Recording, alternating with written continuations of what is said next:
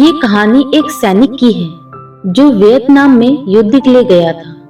युद्ध समाप्त होने के बाद जब उसके घर वापस लौटने की बारी आई, तो उसने अपने माता-पिता को सैन फ्रांसिस्को से फोन किया। माँ और पिताजी, मैं घर आ रहा हूँ, लेकिन घर आने से पहले मुझे आपसे एक बात पूछनी है। मेरा एक दोस्त है जिसे मैं अपने साथ घर लाना चाहता हूँ। क्या मैं उसे ला सकता हूँ? बिल्कुल बेटा, ये भी कोई पूछने की बात है। हमें तुम्हारे दोस्त से मिलकर बहुत खुशी होगी, माता पिता ने जवाब दिया। लेकिन पहले एक बात आप लोग जान ले, सैनिक बोलता गया। युद्ध में वह बुरी तरह से घायल हो गया है। उसने एक बारूदी सुरंग पर पैर रख दिया था और उसमें उसने अपना एक हाथ और एक पैर गवा दिया है। उसके पास कोई जगह नहीं है जहां वो जा सके, इसलिए मैं उसे अपने साथ रहने के लिए लाना चाहता हूँ। उसकी यह बात सुनकर उसकी माँ बोली, बेटा, तुम्हारे दोस्त के बारे में जानकर हमें बहुत दुख हुआ। हो सकता है हम उसके रहने के लिए कोई जगह तलाश कर सके। नहीं माँ, मैं चाहता हूँ कि वो हमारे साथ रहे।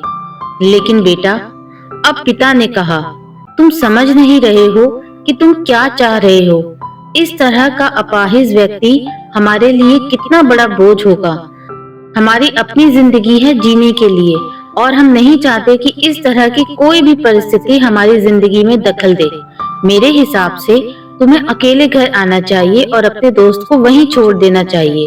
वो अपनी जिंदगी के लिए कोई न कोई रास्ता निकाल ही लेगा। यह सुनकर सैनिक ने फोन रख दिया। कुछ दिनों के बाद उसके माता-पिता को सैन फ्रांसिस्को पुलिस से एक संदेश मिला, जिसमें उन्हें बताया गया कि उनके बेटे की एक बिल्डिंग से गिरकर मौत हो गई है। पुलिस के हिसाब से यह एक सुसाइड केस था। दुखी माता-पिता ने तुरंत ही सैन फ्रांसिस्को के लिए फ्लाइट बुक करवाई और वहां पहुंच गए। वहां उन्हें शहर के मुर्दा घर ले जाया गया ताकि वो अपने बेटे की पहचान कर सके। उन्होंने उसकी पहचान कर ली, किंतु यह देखकर उनकी कपकपी छूट गई कि उनके बेटे का बस एक हाथ और एक पैर था। दोस्तों, इस कहानी में जो माता-पिता हैं, वे हम में से बहुत से लोगों की तरह हैं जो अपनी सुविधाओं को सबसे अधिक महत्व देते हैं। वे उन लोगों से प्यार करना या रहना या समय बिताना चाहते हैं जो दिखने में अच्छे हैं, स्वस्थ हैं या फिर जिनके साथ रहकर उन्हें मजा आता है।